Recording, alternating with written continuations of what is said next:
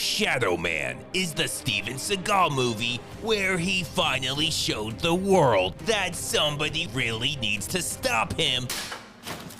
And holy shit, this movie is complete garbage. That's syphilis. No, it's not. It starts with Seagal rambling complete nonsense to these poor students.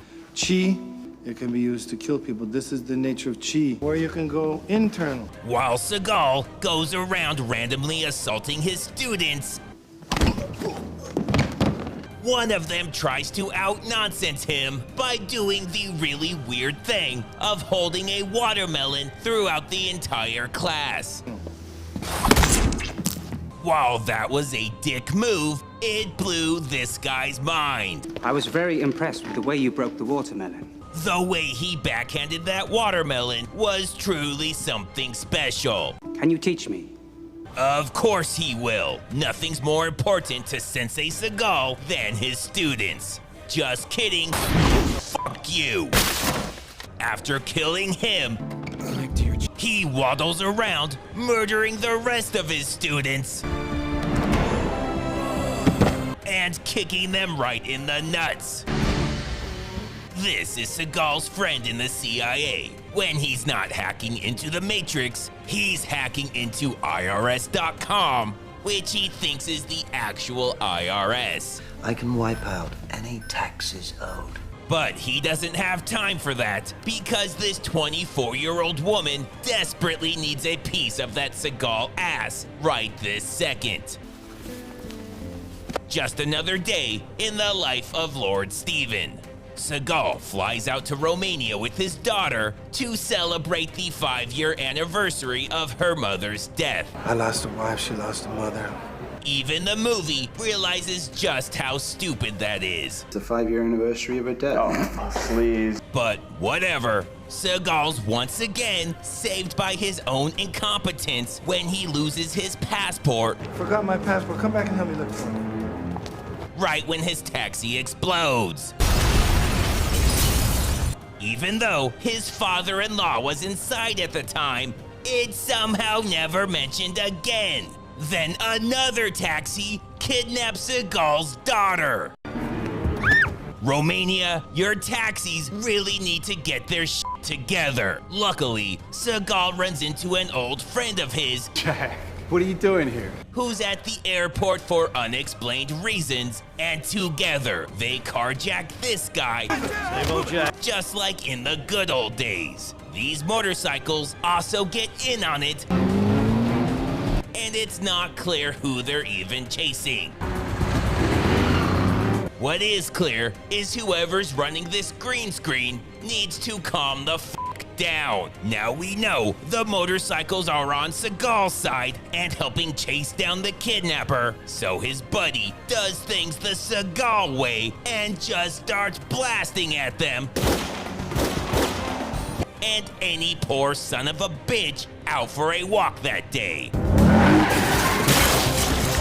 Now that those friendly bikers are dead, another car comes from out of nowhere and is now a part of this too.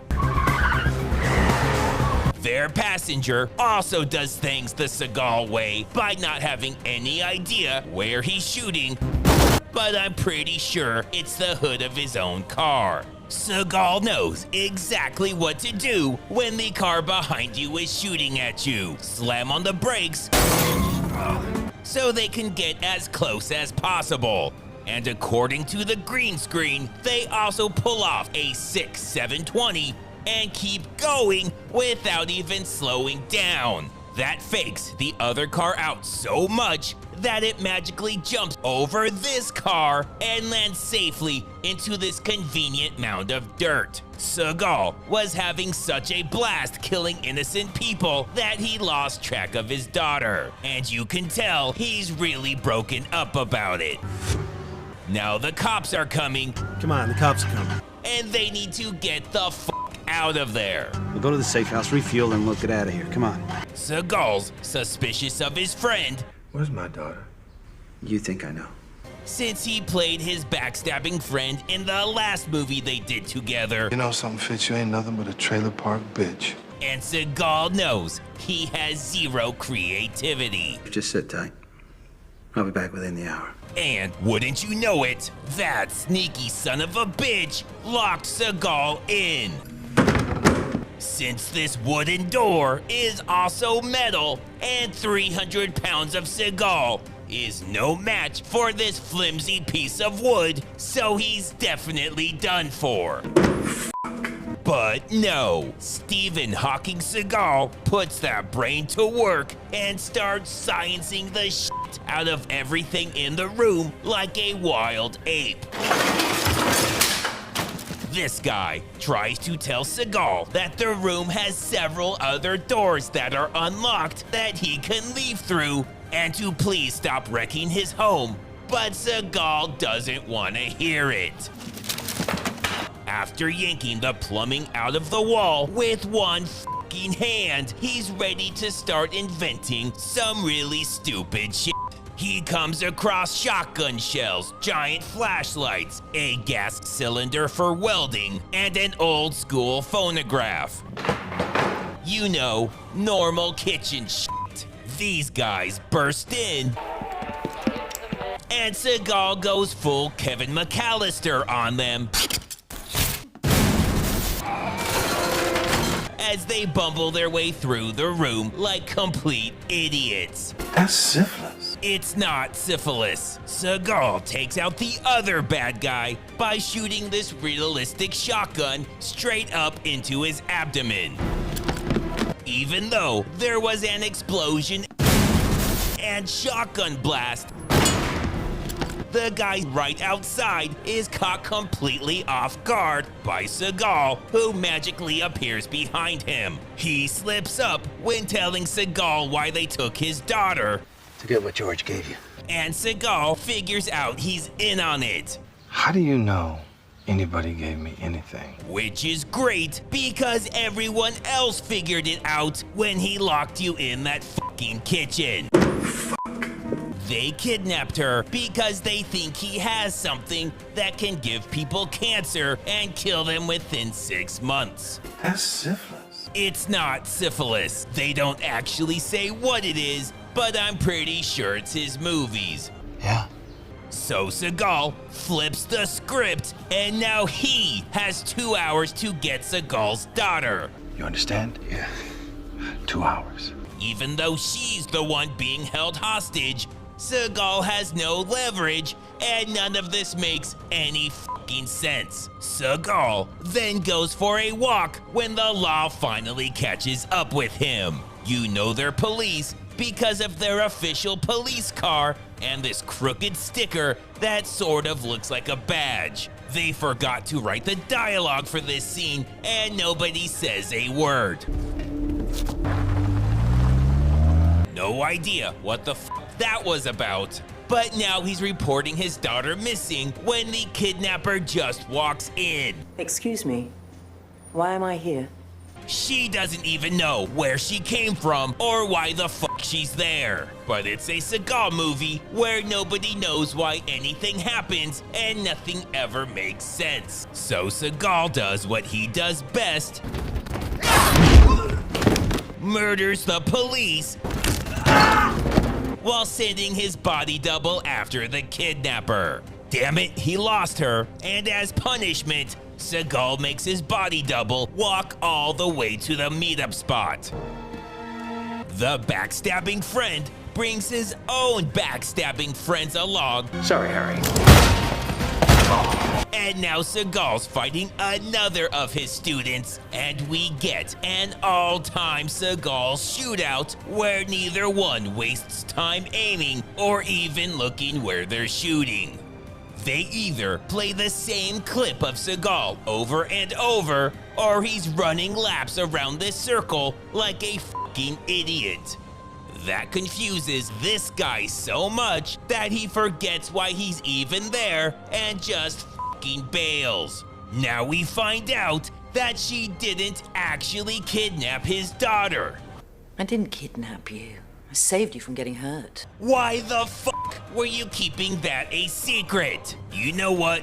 Who cares? So while she's raising Seagal's daughter, Seagal's doing Seagal things.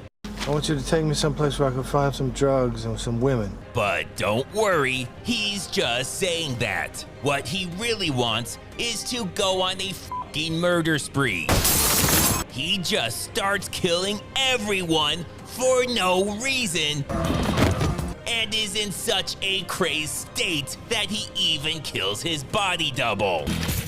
Then, in a scene that wasn't supposed to be a part of the movie, Seagal tries to make off with the laundered money funding this whole scam.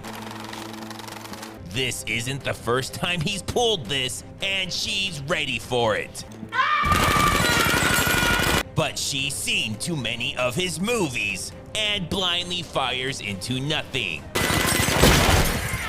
It's never explained why he did any of this. It has nothing to do with finding his daughter, and it never comes up again. Now that he got these senseless murders out of his system, he tells the taxi driver to take him to the lady that took his daughter. So why don't you take me to her right away? Which I guess he could have done at any time. He continues his violent crime spree, and when this bartender doesn't know every person in Romania, There's a female taxi driver. Her name is Anya. You ever heard of her? No. he gets knocked the fuck out. That tips her off to get the fuck out of there, and she goes the one place Seagal can't. The ladies' room. But the joke's on her. Making women uncomfortable is one of his favorite things to do, so he just walks right in like he doesn't give a shit. Now that she's been caught, she finally tells Seagal her demands. You've got to get me a passport and you've got to get me to America. Well, that's really fucking stupid. Then again, it's a Seagal movie. It could have been so much worse. That's syphilis. Yeah, kinda. Anyways, luckily for Seagal, she backs out of her own deal for some reason. I'll think about it. So we don't have to watch Seagal fumble through a bunch of paperwork and he can get straight to choking her. Remember, she didn't really kidnap his daughter. I didn't kidnap you. I saved you from getting hurt. So none of this makes any fucking sense. So now these guys come in and think, wow, this is convenient, and they start suffocating her too. And now they're suddenly best friends. We'll go to my place. The movie doesn't bother explaining how we get from this to this. Ah! It's probably fucking syphilis. That's syphilis. The police attempt to rescue Seagal's daughter by breaking into her apartment, but they discover she's already been moved. At this point, Seagal says fuck the plot and any coherency when Seagal and the kidnapper show up just to execute the police. Now that Seagal's dark urges have been suppressed, and because this movie has no budget, they go back to the safe house that belongs to the people trying to kill him.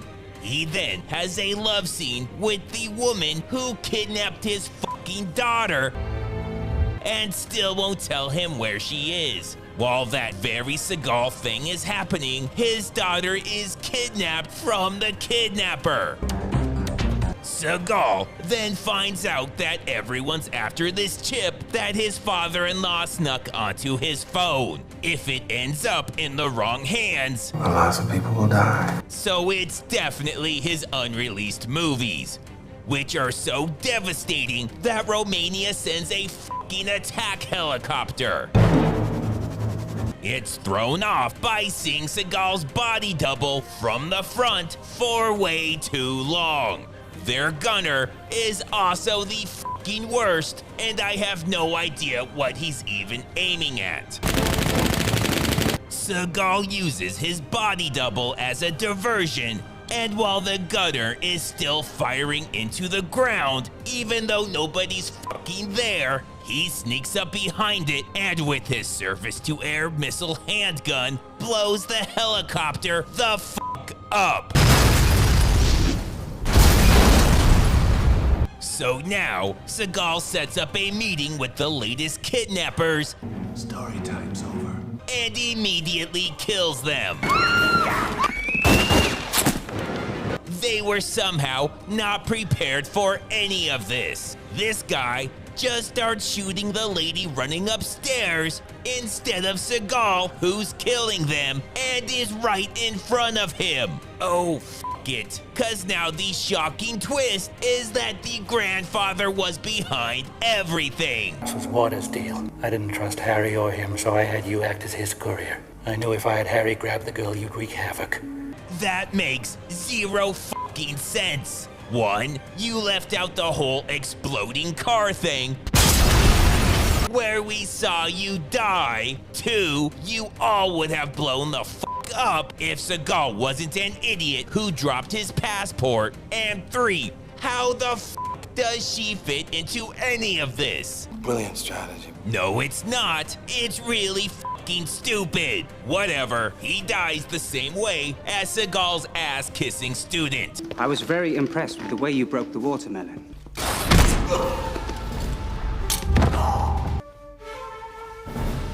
Now it's all over, and he's on a picnic with his daughter. And holy fuck, that's a lot of food. We had a couple of little glitches, but all in all, we had a pretty good time, didn't we? Yeah. She was kidnapped twice, and her grandfather was killed. But it was still so much better than spending it with Seagal. Now this piece of shit can finally end. That's syphilis. Fuck yeah, it was.